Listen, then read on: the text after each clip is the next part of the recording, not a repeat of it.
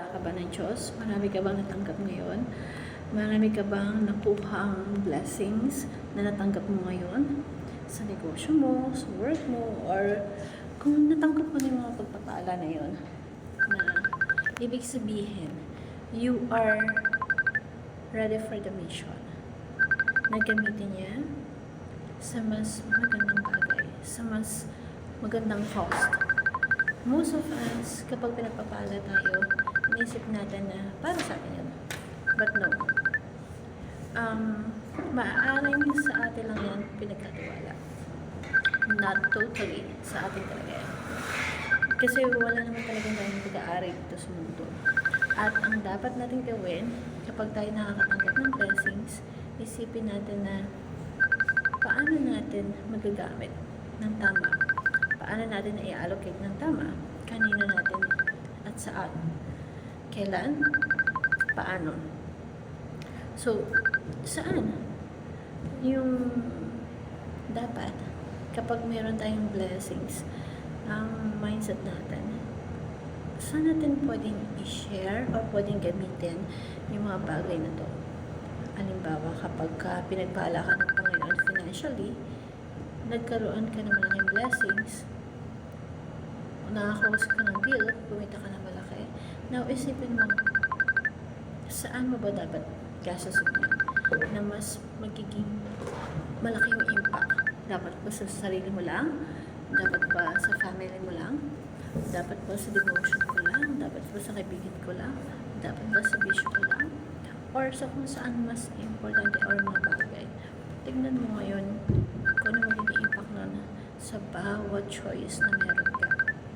Kung saan mo gagamitin. At tignan mo kung alin doon yung may pinakamagandang, pinakamalaking impact. Kasi most of us, we really think na kapag meron tayong nakuhang blessings, and it's because of our effort.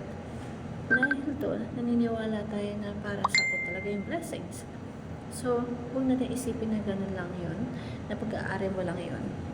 Isipin mo, iyan ay pinagkatiwala ng Diyos sa'yo. Para mas, dahil may mas tiwala siya at alam niya na alam mo gagamitin niya sa mas magandang purpose, mas magandang cause. Therefore, we need to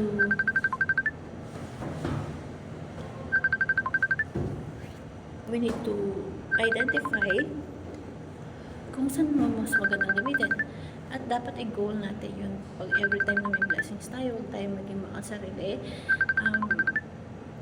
Huwag tayong maging makimkim, lalo na sa mga pagpapala. Kasi the more na marunong tayo mag-bless ng iba, the more tayong pagpapalain ng ating Panginoon, the more we live in margin sa mga ginagawa natin to feel the blessings of God.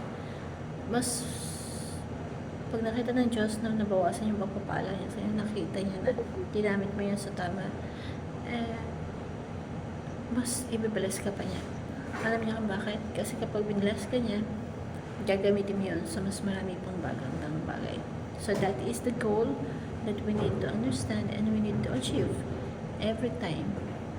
Huwag natin hayaan na tumigil sa atin yung blessings. Maging daluyan tayo ng pagpapala.